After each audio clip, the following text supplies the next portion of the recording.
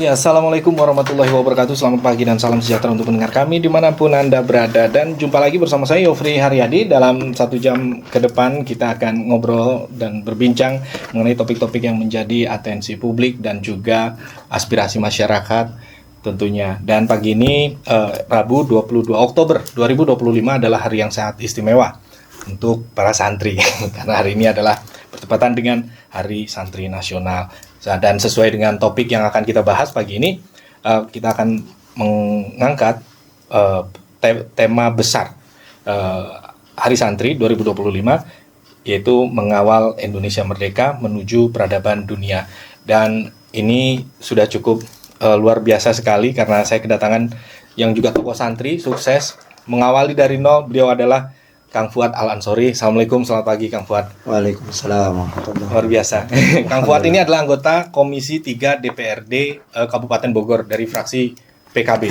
Ya. Dan beliau adalah salah satu figur kami, saya juga, dari santri menjadi anggota legislatif dan berjuang untuk santri tentunya. Dan kita akan bahas lebih dalam. Dan Assalamualaikum, selamat pagi, sehat selalu ya Kang. Siap. Dan yang kedua adalah Ketua MUI Kota Bogor, Kang Zahid Mubarok. Assalamualaikum Kang Zahid. Assalamualaikum warahmatullahi. Ini udah nggak perlu ditanya lagi lah, secara akademisi ini Pak Doktor, kemudian juga pengasuh dan pembimbing sebuah pondok pesantren ya, boarding school yang ada di Kota Bogor, pimpinan dan petinggi juga di Muhammadiyah Kota Bogor. Jadi ini bersatu nih ya, Muhammadiyah dan NU Muhammadinu. Kakak dan adik. Kakak dan adik. Jadi memang dua organisasi besar ini memiliki cerita yang panjang dalam memberikan pembinaan kepada rakyat, kemudian juga merebut kemerdekaan juga, termasuk melahirkan tokoh-tokoh intelektual dimanapun berada. Dan kalau berbicara soal santri, dan sudah pasti dekat dengan yang namanya apa itu pondok pesantren. Pondok pesantren adalah lembaga pendidikan khas yang dimiliki oleh bangsa ini, oleh Nusantara ini, jauh sebelum era kemerdekaan, bahkan sudah ada sejak zaman kerajaan-kerajaan terdahulu ya, era kolonial, dan melahirkan pendiri-pendiri bangsa yang cerdas, yang akhirnya muncul di setiap konferensi, sidang, dan lain sebagainya untuk memerdekakan bangsa ini.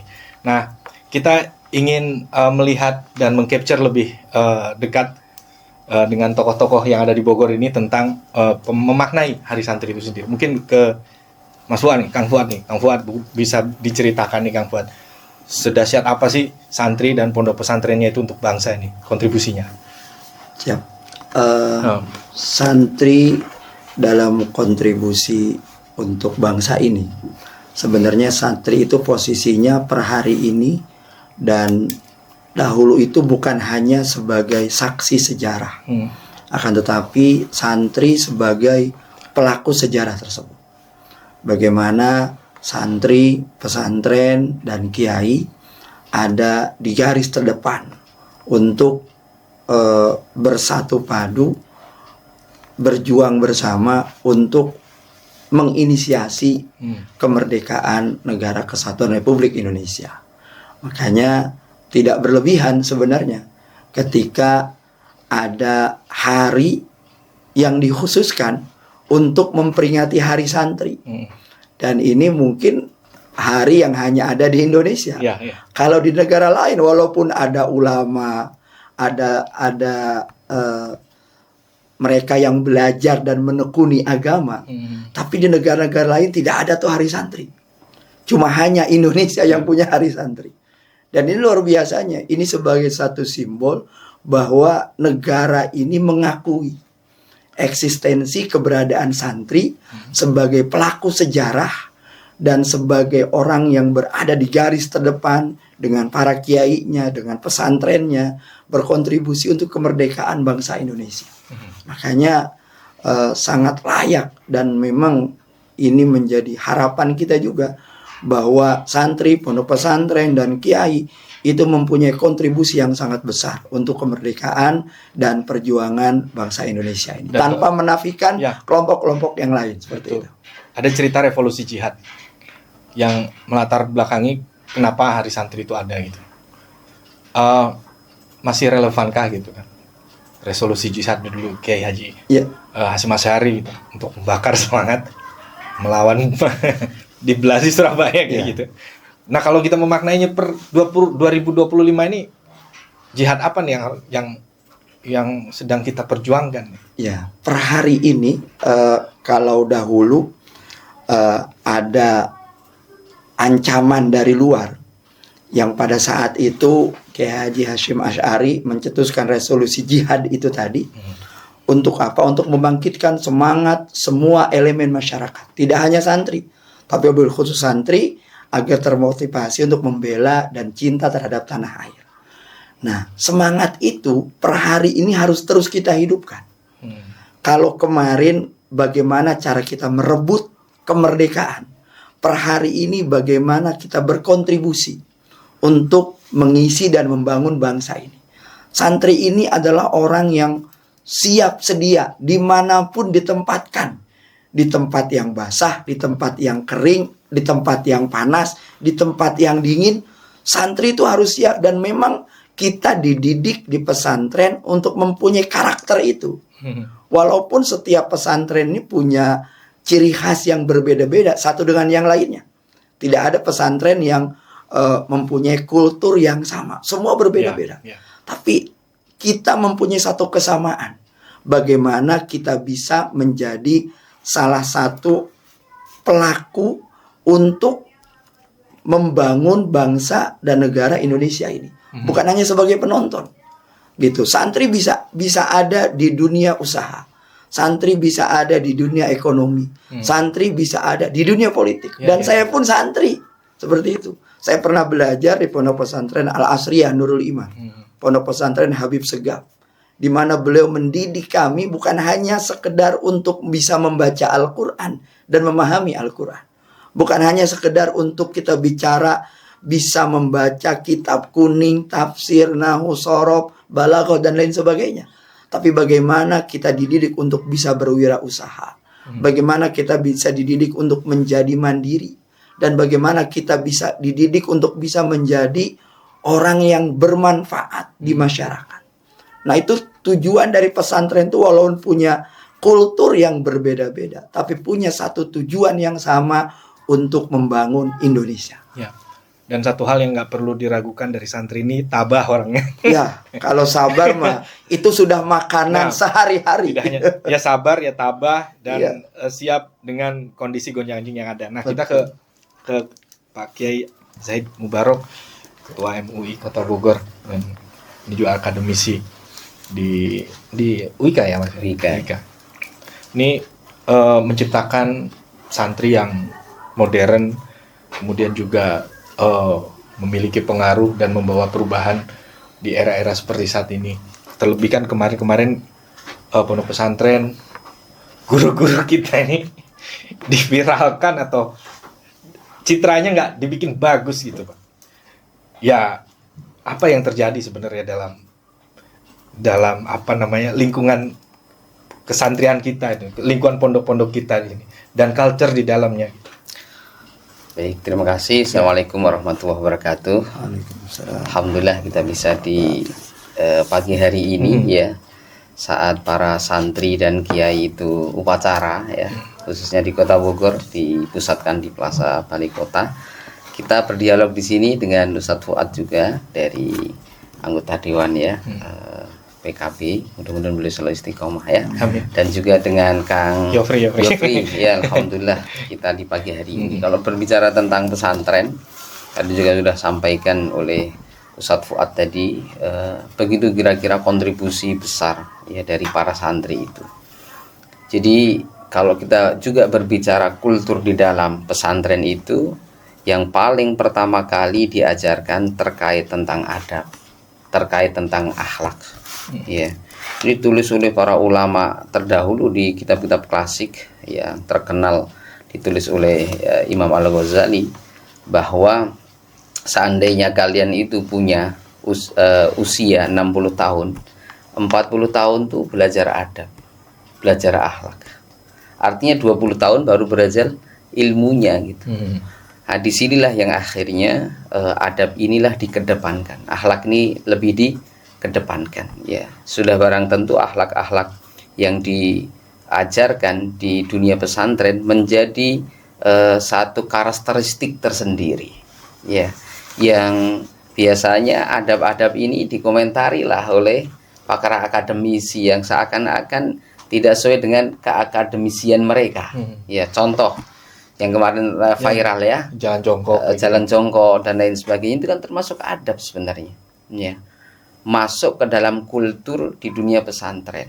Ya, dan adab ini justru yang dikedepankan. Kenapa?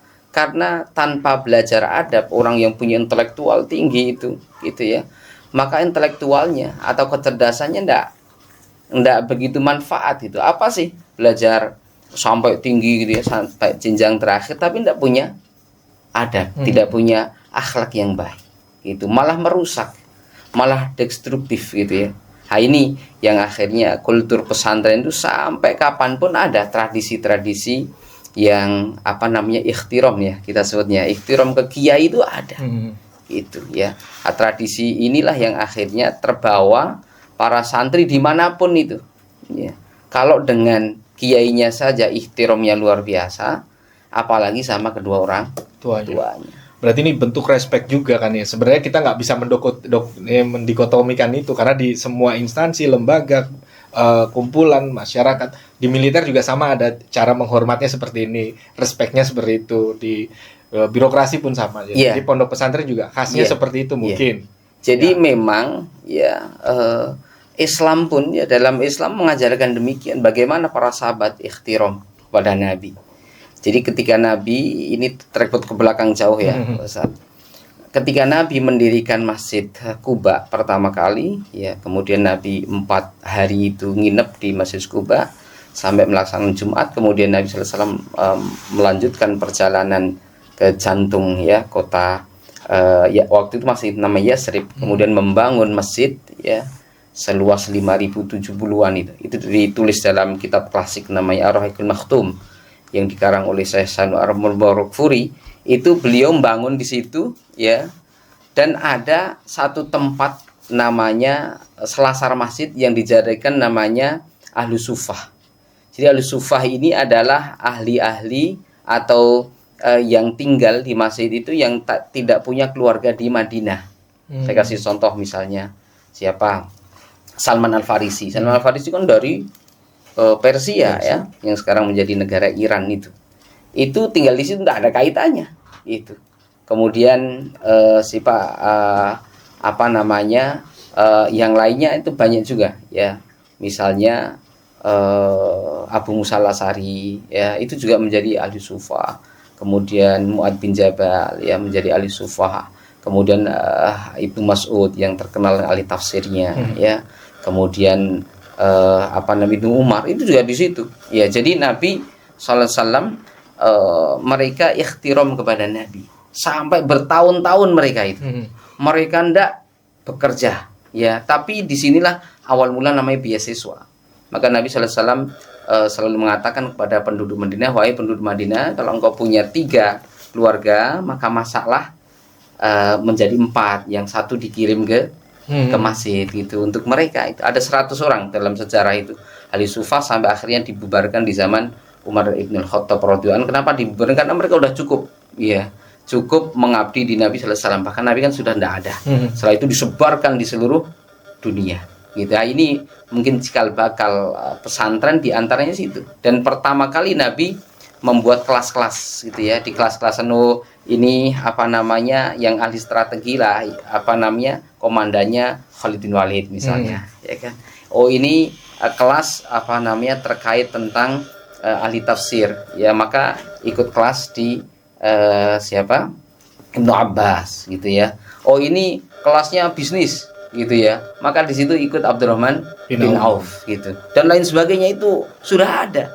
Jadi pertama kali adanya pesantren itu Nabi sudah mencontohkan nih rujukannya itu di kitab Ibnu Hisham, dalam rujukan ya, kitab sejarah juga ada. Nah, ini kira-kira adab-adab yang diterapkan di dunia pesantren yang tadi dikatakan oleh Ustaz Fuad tadi berbeda-beda, memang betul ya. Namun semuanya ini biasanya dirangkum kalau santri kita diajari taklim wal muta'alim ya, ini kitab adab gitu ya, bagaimana santri itu beradab pada gurunya, gurunya pun juga memberikan ilmu kepada dan juga santrinya. Mencontohkan gitu bagaimana beradab. Punya guru nyambung pada Nabi sallallahu alaihi wasallam. Sehingga Nabi sallallahu alaihi wasallam bersabda, laisa minna malam yarham saghirona. Ya, bukan termasuk golonganku yang tua tidak menyayangi yang muda. Gitu ya. Kira-kira bahasanya begitu, ya. Dan juga bukan golonganku yang muda tidak menghormati yang tua. Ini hadisnya sahih gitu. Jadi adab ini didahulukan sebelum belajar tentang ilmu. Kalau pejabat-pejabat di Indonesia ini adabnya luar biasa gitu ya, kemudian didampingi dengan keilmuan ya secara akademisi, berkah itu. Ya, makanya yang kemarin viral itu sebenarnya ya ini tradisi di pesantren yang tadi berbeda-beda. Ya, saya udah cerita tadi di awal ya sebelum kita masuk ke sini Ustaz Fuad. Ini saya tuh santri di usia 3 tahun itu. 3 tahun udah dititipkan ke Kiai Haji Muhammad Fakhrul Razi. Jadi kelas 5 MI itu saya sudah hatam Al-Baronji ya, kitab berjanji itu ya. Karangan saya Al-Baronji sudah hatam itu. Ya. Jadi yang tibaan-tibaan itu udah biasa gitu ya. Jadi ketika kelas 6 sudah kita belajar Imriti ya kan, sudah belajar kitab-kitab klasik seperti Sulamut Taufik gitu sudah belajar itu. Jadi dunia santri diajarkan demikian. Nah, setelah keluar dari pesantren ini ya awalnya memang minder Ustaz. Ya, memang minder gitu. Saya malah yang minder sama santri. Kalau saya kita merasakan begitu ya kan. Santri minder kayak yang enggak santri juga sebenarnya minder. Waduh ini saya banyak dosa gitu. Serius itu saya ngerasain itu, Pak. Dosa mah semua juga punya. Ya, lebih banyak saya gitu kan. Yang enggak ngerti ilmu agama gitu kan. Jadi tapi alhamdulillah gitu ya. Saya tahadzuts bi nikmah setelah selesai itulah saya dapat beasiswa itu dari SMP. Dapat beasiswa ya berkah mungkin diantaranya ihtiram sama guru dan lain sebagainya ya, ada keberkahan. Ya, hafal Quran juga gitu. Ya, saya mulai menghafal Quran itu ketika lulus SMA. Ya saya menghafal Quran malah di sini di Bogor. Ya, di Sadeng daerah Sadeng. Dan memang mungkin berbeda gitu hasil akhir dari pendidikan yang dicetak di pondok pesantren dengan pendidikan umum pada lainnya gitu. Dan pada akhirnya kita bertemu di satu titik gitu. Sejauh mana ilmu-ilmu yang didapat itu bisa memberikan manfaat untuk yang lain. Dan kalau misalkan kita melihat serangan-serangan terhadap pondok pesantren ini kan cukup luar biasa sekali ya. Mulai dari mungkin sarana dan prasarananya, infrastrukturnya, guru pengajarnya, ustadz-ustadznya, dan saya tidak menutup kemungkinan banyak dari masyarakat modern sekarang menitipkan anaknya ke pondok pesantren karena dia sibuk, tidak bisa mendidik anaknya dengan baik. Nah, persoalannya di pondok pesantren juga ya, gurunya, ustadznya mungkin kurang sejahtera atau gimana, saya tidak, nanti bisa dikoreksi. Sehingga persoalan ketemu persoalan gitu. Sehingga inilah yang terjadi di pondok pesantren itu. Nggak semuanya ya, mungkin nggak. Ada yang bisa menitipkan ke pondok pesantren yang bagus dan yang yang belum bagus mungkin seperti itu. Baik, mungkin saya kira saya jawab dulu ya Pak Anggota Dewannya. Jadi memang disinilah dibutuhkan regulasi itu ya, yang memang tidak sama satu pesantren dengan yang lain. Ya, di Bogor saja saya sendiri ya mengasuh beberapa pesantren yang memang free, yang memang gratis sama sekali. Ya, saya punya pondok pesantren di Pabangbon, itu luasnya 9 hektar. Ya, 9 hektar. Ini murni ketika saya dulu pulang dari Madinah, saya pulang ke Indonesia ini saya terinspirasi itu. Itu wakaf Utsman bin Affan radhiyallahu an terkait tentang Bi'rur Ruman yang ada di Madinah, akhirnya diwakafkan kemudian menjadi bangunan megah hotel namanya Utsman bin Affan radhiyallahu an. Nah, saya pulang akhirnya karena saya punya jamaah di di Instagram ya. Instagram itu sekarang follower di kami itu udah 4 juta lebih. Ya, 4 juta lebih. Kita punya namanya Fikih Wanita. Jadi saya memang mengajar secara online. Nah, saya pulang 2019 waktu itu ya, ambil Covid. Kemudian saya tidak punya uang, saya tawarkan ke jamaah, yuk kita patungan membuat atau membeli tanah gitu. Waktu itu tanahnya hampir 3 hektar ya, tapi kita baru bisa beli 1,5 hektar. Nggak punya uang sama sekali, Ustaz. Waktu itu minta 1,5 miliar ya. Dan alhamdulillah dengan izin Allah sekarang sudah 9 hektar. Boleh teman-teman RRI ya mau healing ke sana, wah tempatnya enak banget. Kita bangun, sudah ada kolam renangnya, kita bangun juga. Pak Bang itu Luwiliang ya? Luwiliang, ya Umul Qur'an terus. Ya, lihat aja pesantren Hamal Quran. Ini saya bilang ini free, gratis. Tapi kalau mau yang berbayar mahal, di pesantren kami di Bina Qur'ani itu di Sipor. Nah, itu silahkan berkunjung ke sana kalau memang betul-betul mau membayar yang seri di sini gitu. Tapi kami di Babang pun free ya. Gitu. Nah, ini contoh lah, artinya memang berbeda-beda. Kita menginginkan ada regulasi ya tertentu yang memang ada yang fokus ya. Kalau di Kota Bogor sudah ada Perda tentang pesantrenan. Saya kira juga di kabupaten juga sudah. Di kabupaten sudah ini ya Perda atensi fasilitasi pondok pesantren. Ya. Nah, realnya seperti apa dan aplikasinya seperti apa nih? Sebenarnya dari Perda itu. Kami sadar betul bahwa PKB ini adalah partai yang lahir dari pondok pesantren. Partai yang dilahirkan dan dibidani oleh para ulama dan para kiai. Dan itu menjadi PR terbesar kami di PKB ini selaku santrinya Gus Dur lah ya. Santrinya Gus Dur lah. Bagaimana kami yang sudah diamanahi suara daripada masyarakat, daripada rakyat ini bisa mengakomodir salah satunya kebutuhan pesantren. Makanya dari mulai 2019 di DPR RI itu terbit Undang-Undang Nomor 18 Tahun 2019 tentang pondok pesantren yang digawangi oleh Partai Kebangkitan Bangsa.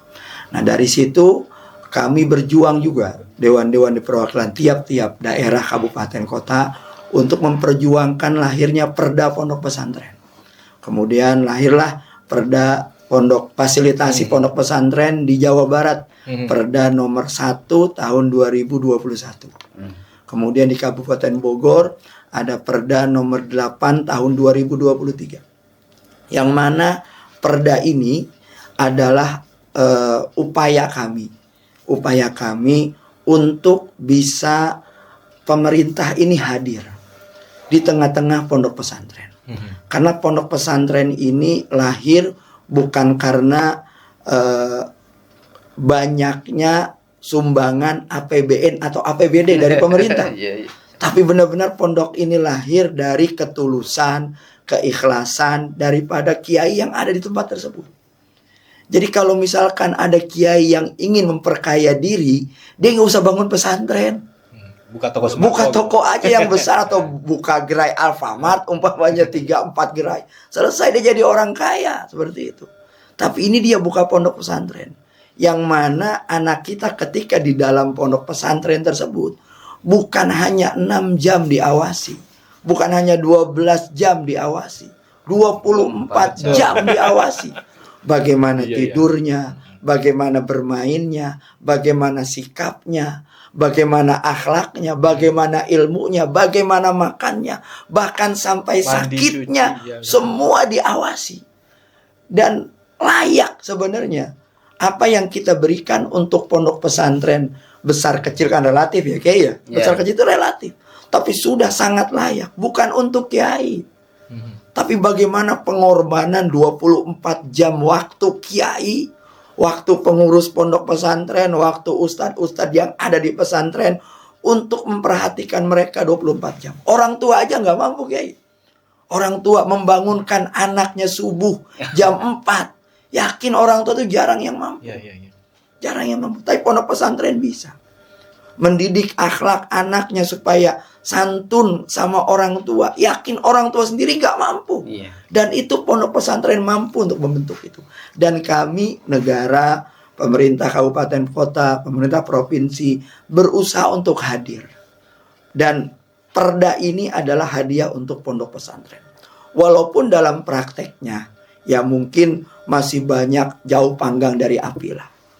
Tapi kami berusaha bagaimana dengan Perda ini pondok-pondok pesantren ini bisa mendapatkan perhatian dari pemerintah kabupaten kota, pemerintah provinsi, ataupun dari pemerintah pusat. Jadi kalau kemarin ada yang pondok pesantren, kemudian ada tragedi, kemudian negara berusaha hadir untuk memberikan APBN kepada pondok pesantren tersebut untuk membangun kembali. Terus banyak orang yang protes. Loh, kenapa mereka protes? Undang-undangnya ada kok. Sudah jelas. Undang-undang nomor 18 tahun 2019 tentang pondok pesantren. APBN ini harus disisihkan untuk pondok pesantren memang. Kecuali kalau tidak ada undang-undang yang melandasinya. Ini undang-undang yang jelas dari mulai tingkat pusat sampai tingkat provinsi sampai tingkat kabupaten kota, ada undang-undang dan ada perda yang mengatur. Dan ya kami berharap dengan adanya perda ini yang sudah dilahirkan oleh legislator di DPRD kabupaten kota dan di provinsi, eksekutornya ini adalah eksekutif.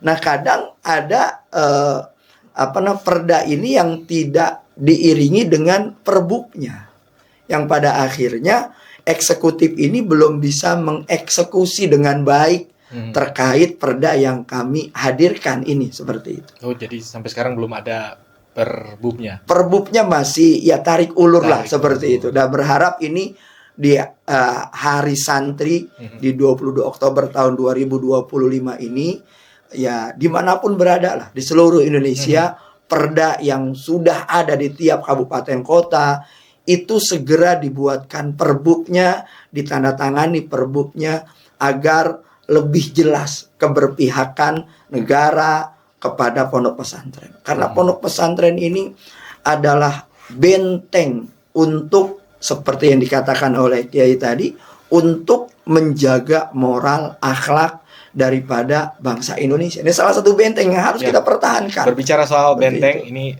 seru sekali, luar biasa sekali. Benteng moral, benteng akhlak, benteng mental, dan lain sebagainya. Kita akan lanjutkan obrolan menarik ini setelah jeda berikut ini. Jadi tetap di Pro 1 RRI Bogor. Memasuki sesi kedua, sesi penutup, kita masih membahas mengenai pondok pesantren sebagai benteng akhlak, benteng iman, benteng moral, dan lain sebagainya. Di tengah banyaknya masyarakat yang memiliki pandangan yang tidak selayaknya mereka utarakan seperti itu.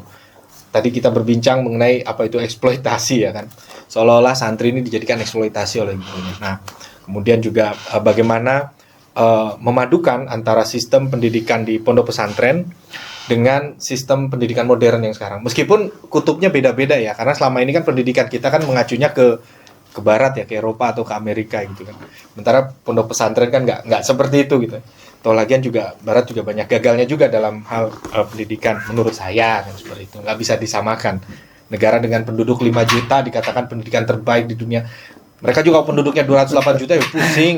Iya kan. Nah, mungkin sekaligus untuk menutup obrolan kita ini di sesi terakhir nih. Dari Pak Fuad atau Pak Said Mubarok ini, Pak Ketua MUI. Silakan. Yang mana dulu?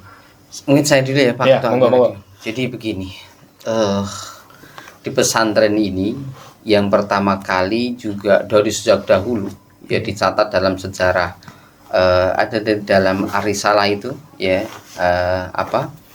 majalah milik PPNU itu gitu ya. Kebetulan saya juga salah satu kontribusi. Gitu. Jadi diajarkan wira swasta. Ya, diajarkan wira swasta dengan cara mendidik anak secara fisik juga ya. Jadi dulu saya itu diperintahkan oleh Kiai saya, Kiai Muhammad Farul Razi Omiyarhamhu, untuk mengembala kambing. Ya, ternyata tradisi mengembala kambing ini adalah tradisi yang sangat bagus, bukan mengeksploitasi. Nah, santri-santri yang diminta untuk mengembalakan kambing Kiai, ini yang saya alami, itu ternyata ada hikmahnya di situ, ya. Santri-santri yang belum diakekai ditanya oleh Kiai itu, Kiai Muhammad Farul Razi itu, kamu udah diakekai belum? Gitu. Belum Kiai. Ya kamu ambil itu kambing itu, kamu gembalakan setiap hari. Oh, biar punya anak dua. Ya.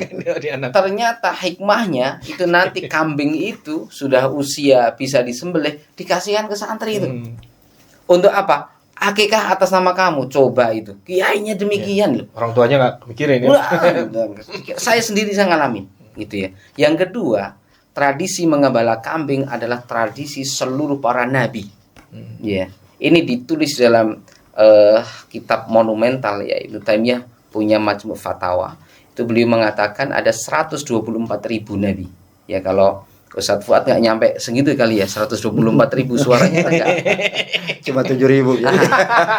Ini nabi itu jumlahnya 100. Tapi mengalahkan 12 ya. 12 loh. 12. Terus udah gitu tanpa modal. Kan modal lagi ini nanti Modal bisa jadi- tahlilan. Soalnya modal tahlilan bener. Jadi kalau misalkan ada yang tanya, wah untuk menjadi anggota legislatif harus keluar uang, ini saksi hidup yang nggak Ya, keluar ya, banyak ya. uang gitu. Masya Allah ya. Ya, Itu gitu. lanjut, Sobat lanjut. ya.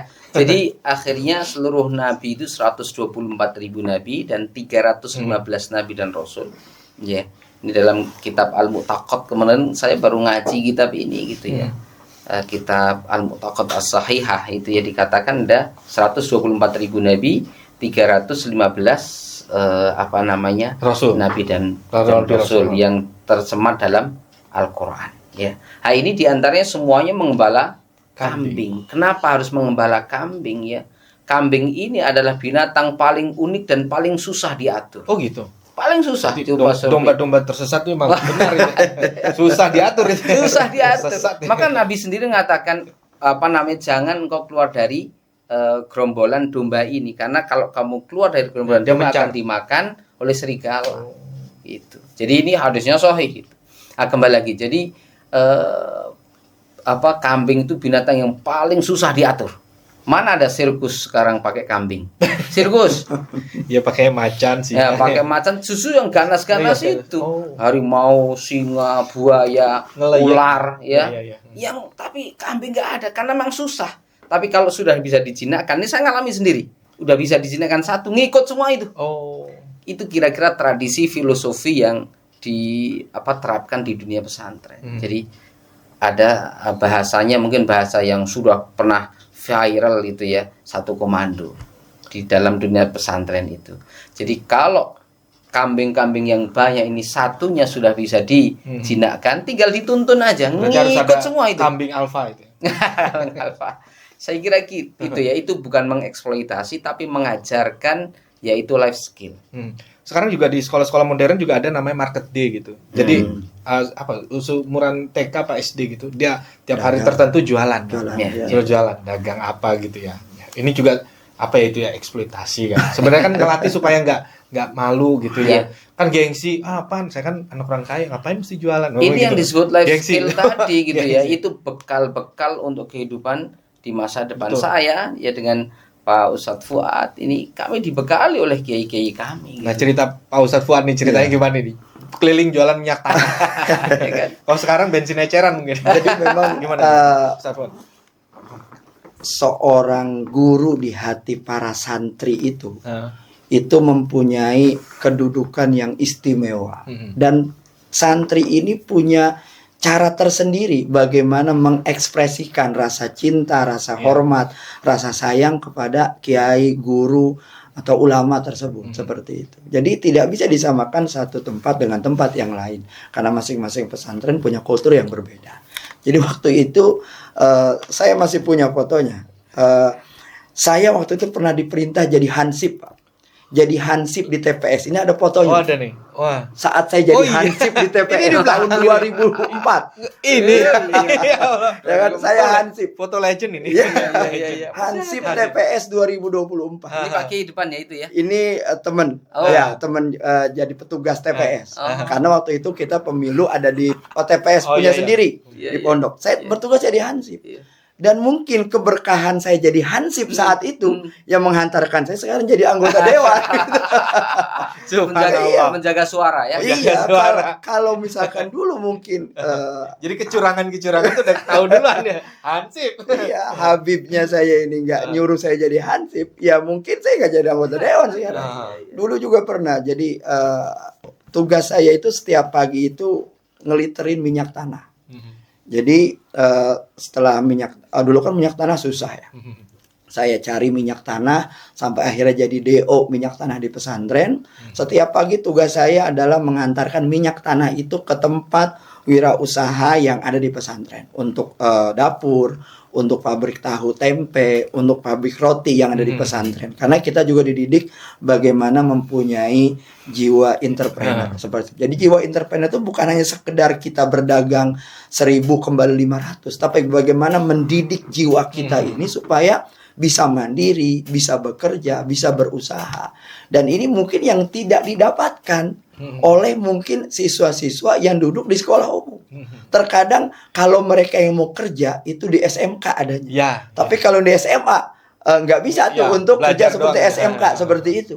Tapi di pesantren semua kita diajarkan. Kita belajar dengan mata pelajaran yang sederet. Seandainya mereka siswa-siswi yang di sekolah umum tahu, mungkin mereka udah kelabakan kan melihat mata pelajaran kita. Umumnya 100%, agamanya 100%, plus bagaimana kita belajar kemandirian, plus bagaimana kita belajar tentang adab akhlak tadi, bagaimana kita belajar untuk bisa tekun ibadah, istiqomah dan lain sebagainya. Jadi semua life skill untuk hidup itu di pesantren dipelajari.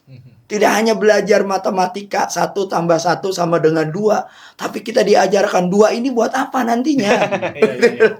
Iya. Mulai dari macul, ngecor. Iya, mulai dari saya dulu pernah pelihara ikan, pernah nanam kangkung di pesantren, pernah ngarit rumput buat sapi, buat kambing seperti itu. Itu adalah latihan untuk kita, untuk masa depan kita. Dan ketika saya dagang minyak tanah itu pun saya harus narik gerobak untuk masukin minyak tanah ini ke warung-warung untuk dijual agar nanti ada hasilnya untuk pesantren. Bukan berarti pesantren butuh uang itu, bukan. Tapi pesantren itu sedang mendidik kami, sedang mendidik saya santri-santrinya agar siap hidup. Ya. Siap hidup. Karena nggak dijamin jadi PNS juga. Betul. Karena waktu dulu pernah Habib saya pernah bilang gini, nanti kalau kamu sudah keluar pondok, ijazah kamu saya robek. Ekstrim beliau gitu, ijazah kamu saya robek. Iya. Kenapa? Karena seolah-olah beliau yang mengajarkan kepada kita, kamu tuh nggak butuh ijazah. Ya, kamu tuh punya skill, kamu bisa hidup di luar tanpa ijazah. Iya. Nah sekarang hari ini orang-orang bergantung dengan selembar kertas itu. Walaupun itu penting, tapi jangan bergantung pada itu. Bagaimana kita bergantung dengan kemampuan yang memang sudah diajarkan di tempat pendidikan yang memang kita tempuh di situ, baik di sekolah umum ataupun di pesantren, terlebih di pesantren. Seperti itu. Jadi pesantren itu adalah tempat kawah candra di muka untuk mendidik. Ini santri-santri mendidih nih darahnya nih. Mendengar ini. Ya santri-santri itu harus bangkit dari ini. Jadi kita itu ya boleh diadu lah dengan teman-teman yang lain dalam artian yang positif seperti itu. Kita bisa duduk di mana saja. Dari mulai usaha, dari mulai dunia yang lain, kita bisa di mana saja seperti itu. Dan ini mudah-mudahan menjadi motivasi untuk semua teman-teman santri dimanapun saja berada di hari santri ini, untuk bisa memacu prestasi mereka, untuk bisa memacu jiwa mereka supaya semangat dan juga memberikan masukan yang positif kepada orang tua. Jangan takut untuk memasukkan anaknya di pondok pesantren, bagaimanapun keadaan pondok pesantren tersebut. Karena guru kami pernah menyampaikan, kekurangan itulah kesempurnaan. Nggak ada manusia yang sempurna. Iya. Tapi kekurangan itulah terdapat kesempurnaan di dalam. Ya, mereka-mereka yang sombong aja yang kata sebaliknya ya, yang nggak pernah nyantri dan nggak tahu. Jadi nggak tahu pesantren yang komentar. Oke. Ini Saya mungkin menambahkan Ya, dikit ya.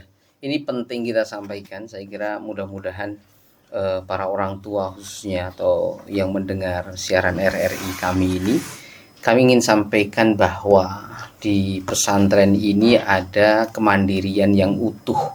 Karena ada pesantren-pesantren yang santrinya itu harus masak sendiri, harus nyuci sendiri, nyeletika sendiri, bayangkan itu.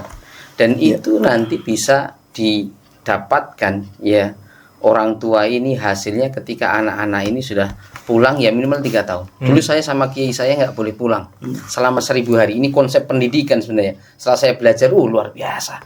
Konsep pendidikan Imam Syafi'i, kalau mau sukses jangan pulang di pesantren itu selama 1000 hari. 1000 hari itu berapa kira-kira? Ya 1 tahun 365 kali. Berarti 3 tahun. Ya. Iya, saya enggak boleh itu. dengan kiai itu. Kenapa? Sebenarnya konsep ini adalah konsep sangat bagus gitu ya. Kalau orang santri itu baru 3 bulan 4 bulan pulang ya, itu kalau ketemu teman-temannya terkontaminasi lagi gitu loh. Tapi kalau dia fokus di pesantren selama 3 tahun, nah itu adab, kemandirian ya, akhlak itu semuanya bisa terekam dengan sempurna, sehingga ketika pulang 3 tahun berikutnya Jadi tidak sosok akan berbeda ini. ya tidak akan terkontaminasi. Itu yang pertama ingin saya sampaikan ya. Proses kemandirian itu dibangun sejak dini mungkin ya, gitu. Termasuk tadi yang disampaikan oleh Ustaz Fuad, bangun dan lain sebagainya kan mudah gitu. Orang tua enggak susah-susah. Kita aja punya anak itu ya, apa ngangkat 2 tangan doa udah senengnya luar biasa, apalagi nanti bisa berubah akhlaknya. Itu yang pertama ingin kami sampaikan. Yang kedua adalah harus ada kolaborasi sinergi antara dunia kepesantrenan dengan dunia akademisi. Ya, ini harus ada sinergitas ini. Makanya kami sambut betul adanya undang-undang tentang kepesantrenan, kemudian juga diturunkan nanti ke provinsi, kota dan kabupaten yang menjadi perda itu gitu ya. Biar apa? Ada sinkronisasi. Selama ini kan santri ini mohon maaf seakan-akan menjadi kelas 2 lah kelas gitu. 2 kira-kira Iya, begitu. Pelajar Iya. kelas 2 lah. Kelas 2 padahal coba kalau dihitung ya, anggota dewan ini berapa banyak yang jadi santri. Ya kan, anggota dewan dari pusat ya, Termasuk sampai- yang dulu memerdekakan bangsa ini yang ya, rapat-rapat di konferensi di Meja PKU bundar itu ya, PKU. itu Santri. adalah santri-santri.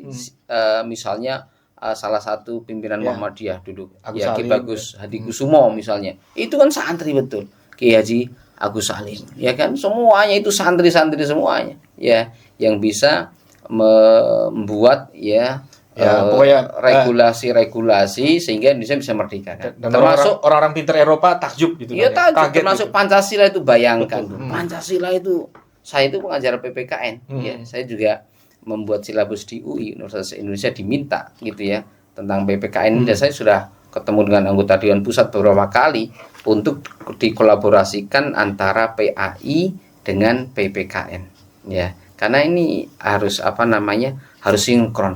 Itu ndak bisa orang PPKN itu mengajar tanpa mengetahui faham betul tentang 4 pilar kebangsaan itu. 4 pilar kebangsaan itu semuanya ya bisa dikatakan 90% kiai itu. Ya kan? Ya. Gitu ya. 4 pilar kebangsaan dari Pancasila, ya Undang-Undang Dasar itu ya, sampai NKRI gitu ya. Itu saya kira begitu ya. Siap. Harus ada kolaboratif antara dunia pesantrenan dengan dunia akademisi, karena memang santri-santri kontribusinya sudah luar biasa. Coba santri-santri enggak ada yang dibayar ngaji TPQ, TPA mana coba? Pakai keropak gitu. Itu iya. ya kalau ada Kalau gitu ya. Tapi keikhlasan mereka inilah yang akhirnya merubah kepribadian para yang mau ngaji ini kan gitu. Ya, Ya. baik. Saya kira luar- begitu. Siap. Terima kasih. Hari Santri Nasional 2025 membawa pesan kuat bahwa perjuangan santri belum berakhir. Dengan tema mengawal Indonesia merdeka menuju peradaban dunia. Mewakili kerabat kerja yang bertugas, saya Yofri Haryadi. Terima kasih Kang Fuad, terima kasih Pak Zaid Mubarok. Mohon maaf jika ada kesalahan dan kekurangannya. Billahi taufik wal hidayah. Wassalamualaikum warahmatullahi wabarakatuh. Waalaikumsalam.